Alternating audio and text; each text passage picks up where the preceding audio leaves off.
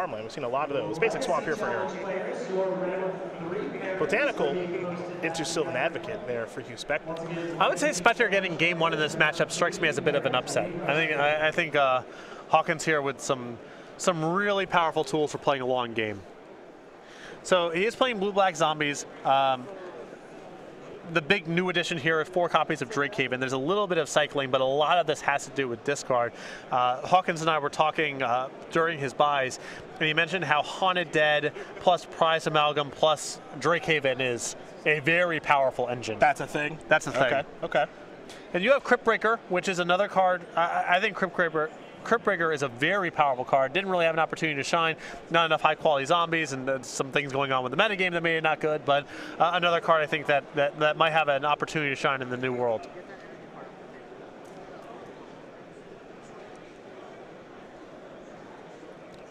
For Hawkins, nothing just yet. He's off to a slow start here. The only card really worth noting is Fetid Pools, which is a new card, of course, the new cycling land. That's on the battlefield now here for Eric.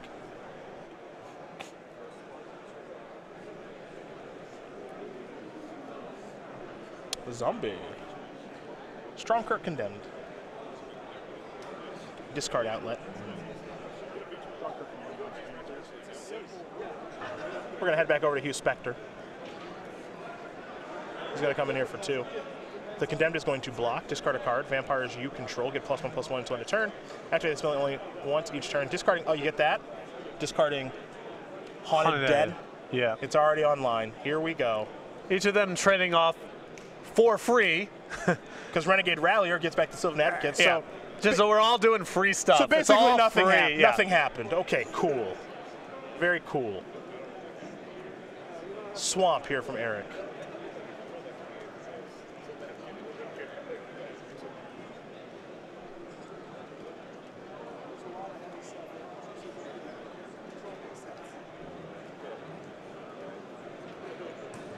Let's see what the plan is here.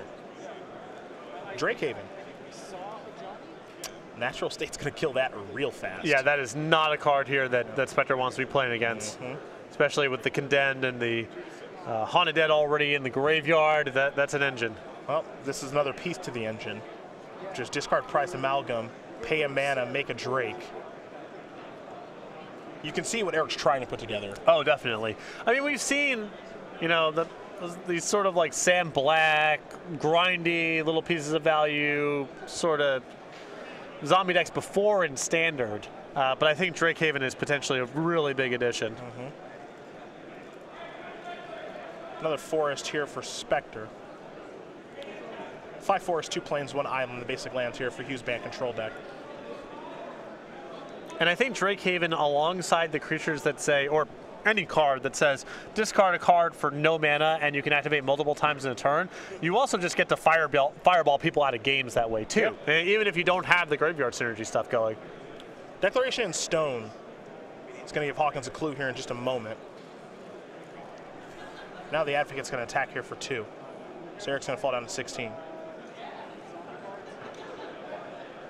And we're going to head back Eric's way here momentarily.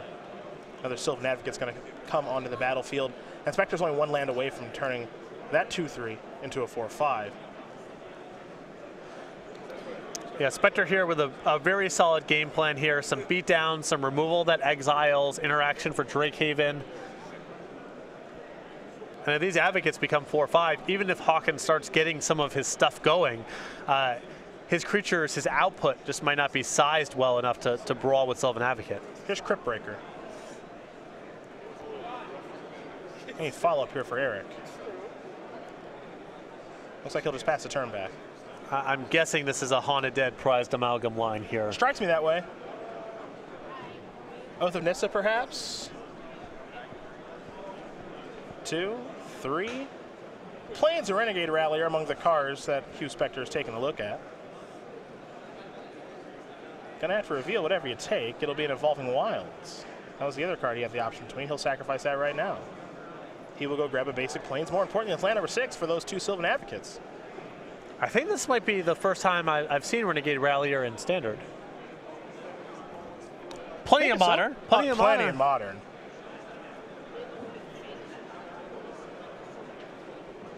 Here come the 4-5 Vigilant beatdowns. I mean, this is 2-turn clock right now. Hawkins gonna discard Prize Amalgam, and it looks like Distorted Mindbender to get back Haunted Dead. Make a token, block 1. There'll be a trigger here in just a moment.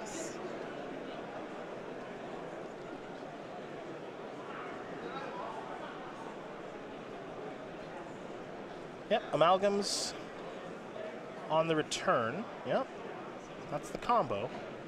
Untap. And draw. Eric, I believe, has Voldaren Pariah in hand.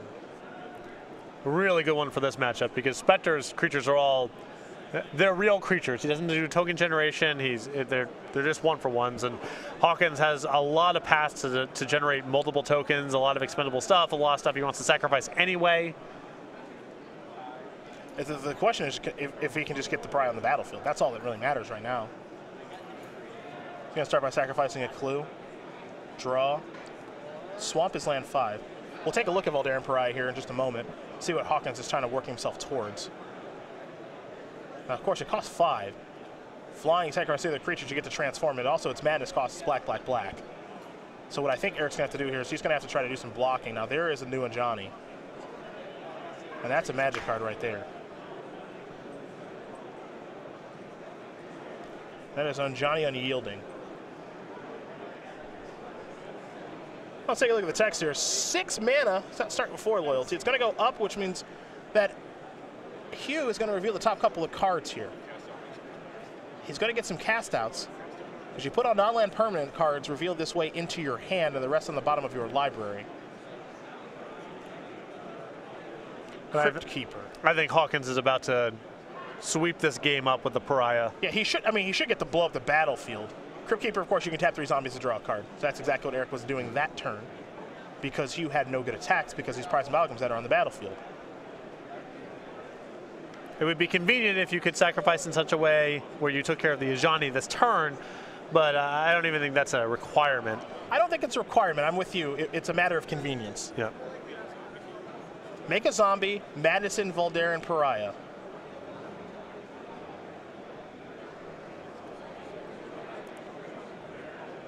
There's Sam Black zombie token.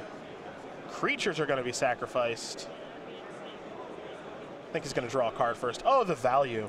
Yep. Oh, the value. Getting it coming and going. Oh, yeah. Now he'll sacrifice these zombies. Transform the Pariah. And Anjani is down a little bit lower. Hawkins will play a Sunken Hollow and simply pass the turn back. As Anjani's down to 1.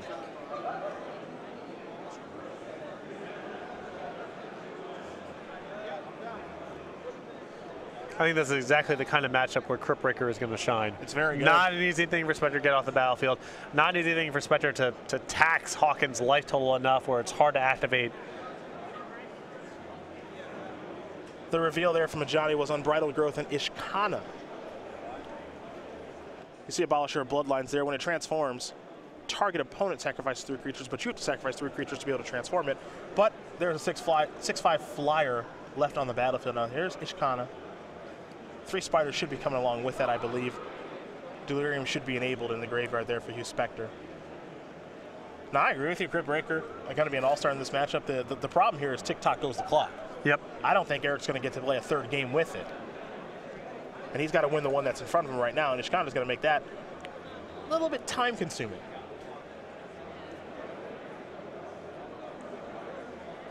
There's Unbridled Growth on a Plains. And we're going to go back over to Eric. Eric's going to untap. He'll draw. I like the idea behind this deck. There's a lot of synergies here. Definitely. A lot of synergies. And another deck of, you know, trying to build up little pieces of value on the battlefield, trying to be resilient against removal. The type of things this deck is up to, nonsense against the Healy Rye. Just not what the game's about at all. Yep. This deck could not exist in that format. Prize Amalgam are going to go after Anjani. The other creatures in the air are going to go after Hugh. You see the life totals here. Hugh at 20, Eric at 10. I think Spector deciding whether or not he wants to just chump, and put Ishkana in front of the Drake, or put Ishkana in front of the prized amalgam, double block a Drake, and chump block the 6/5. Some options here for Hugh.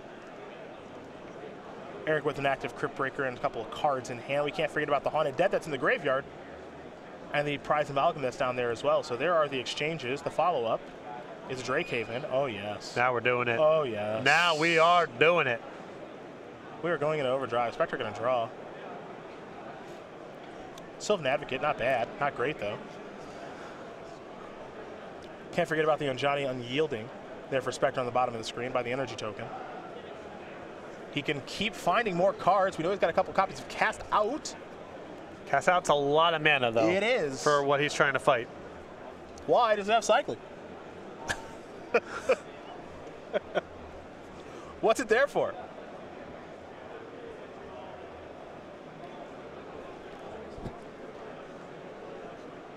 I think we're going to see a lot of no outs anyway, but cycle by Cast Out because it feels like the right thing to do. So yeah, that's going to be Pariah down.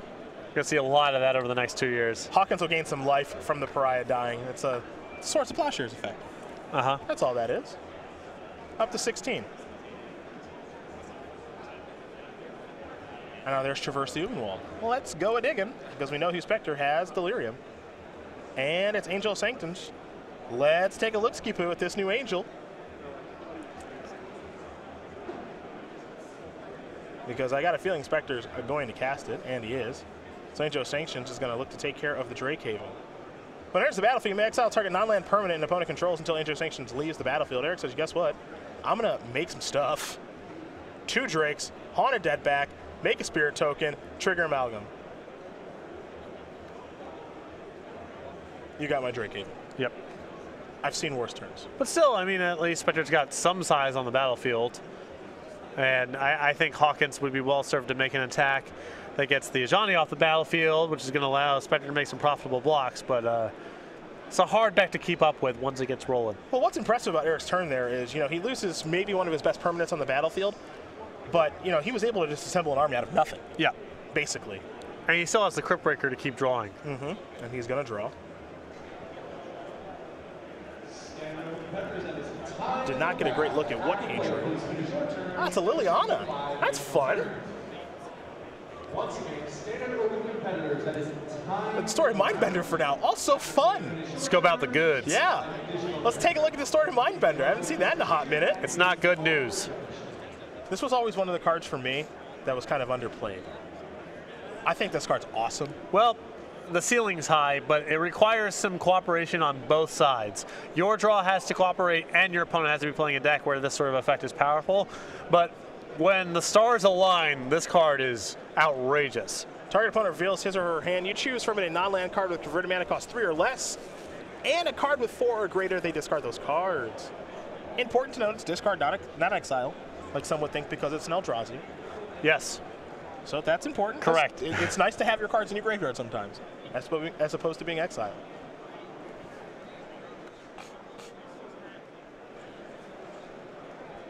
You can see the clock here. We're about to be underneath a minute. Hawkins is trying to work himself to a draw. Spector's trying to hang on to the win. Time was already called in the round for the competitors playing in the tournament. Our feature match area gets a little bit of extra time, so we are winding down here. And Hawkins desperately trying to tie this matchup. Liliana got a minus. Eric is going to get back a, looks like another copy of Distorted Mindbender.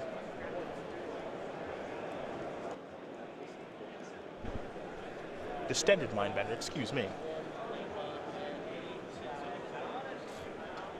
Up goes a Johnny. Ooh, Nissa.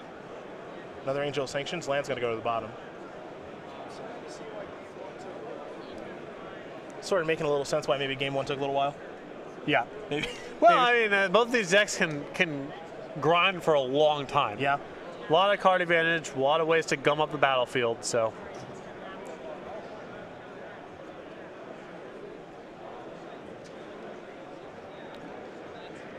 Been playing a million turns here, and Spector still with a million cards in his hand, and Hawkins with a ton of stuff on the battlefield. And Spector's at 20. And yeah. Yep.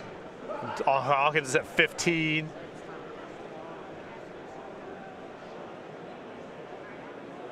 There's Oath of Nissa. Couple of cards. The selection is a Botanical Sanctum. Looks like Spector's just going to play that land right away. It's kind of a Bant control-y, planeswalker-y sort of deck here. Here's another Angel of Sanctions. What does he want to take this time, as we are in extra turns now?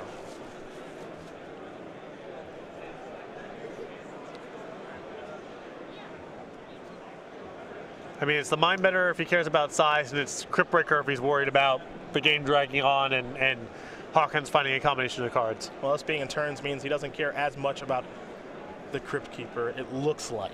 Yeah. Or Crypt Breaker, excuse me. Yeah, if he's taking Descended Mind Bender, I'm assuming that Spector here is just trying to run the shot clock out and get to a 1-0 win. Certainly a fine strategy. Yeah, I mean, Hawkins is, you know, he's got a nice battlefield here, but Spector's got the biggest stuff. He's at 20. He has a lot of control over the block, so Hawkins needs to find a breaker here. It's not enough for him just to get some more stuff on the battlefield and proceed from there. You drew an Aftermath card. I don't know which one, but I'm pretty sure he drew one. Unless my eyes are deceiving. That's definitely. That's the Ruinous Path. Yeah. I forget the name, but the 3-cost, kill something, 4-cost, exile a card in graveyard, get a 2/2 zombie. Mm-hmm. Never to return? I believe that's correct. Is that right? All right, Angel Sanctions down. Give my Drakehaven back, thanks. Never to return on screen, please. Liliana's going up. There is Never to Return. Destroy target creature or planeswalker. Let me tilt my head. 4 mana. Exile target creature card from a graveyard. Create a 2/2 black, a zombie creature token. Probably better. Maybe better than Ruinous Path. Tough to say. It's different, but I think this card will be more powerful. Yeah. Awaken didn't matter that much. Yeah. Exiling cards out of graveyard is relevant. Also, sometimes you don't have 7 mana. True. So you kill something, and then for, like, you know, on turn 5, you can cast that too. That's true. Which is something Ruinous Path can't do. Yep. Someone, I think, on Twitter told me that it was, I think the word Strictly Worse was used. Strictly Worse Ruinous Path. It's like, we really need to break down what strictly means, and also what no, we don't. We should know what strictly means by now. Right. How good is it to loot away Ruinous Path? I don't know. Whatever, right? Yeah. Is it better to loot away Never to Return? The answer is yes, because the return is a thing you can flash back in your graveyard. But sometimes you have a lot of mana, and it's sweet to awaken something. So Ruinous Path is better in those spots. Yeah. They're just different cards. They are just different things. And, oh, we have an Embalm token. That's fun. That's good for coverage. No, we don't have the actual token, though. Well, no, we don't have the token, but we have a thing that says Embalmed. It's smart. It's good design. Drakehaven in. Getting back a Haunted Dead. Drakehaven is now gone, thanks to the Angel of Sanctions again. Strictly Worse is something that I think Magic players and gamers of all sorts would be well served to remove from your vocabulary. Because people use it incorrectly well over 90% of the time. What gets used incorrectly more? Strictly Worse or there, and there? It's close. In terms of volume, it's close. In terms of volume, the number of times it happens, there, because all human beings make that mistake, and only a few people, percentage-wise, are playing games where they use Strictly Better, Strictly Worse. In terms of percentage of the time it is used incorrectly, of the times it appears, Strictly Worse for sure. not close. Liliana, I believe, minus is there. Hawkins going to get a card back. Turn 3 of extra turns. I'm not sure Eric has a way to cross the finish line here, but you tapped a lot of mana. Hard cast Distended Mindbender. Distorted Mindbender. Distending, distorting. Taking your cards, thanks. All right, cast out Nissa. Down. And now on turn 5 here, Spector can just pass with his 3 blockers and 2 cast outs and say to Hawkins, do your worst. Yes, try to kill me, which I don't think you can. Yep, he'll get an energy.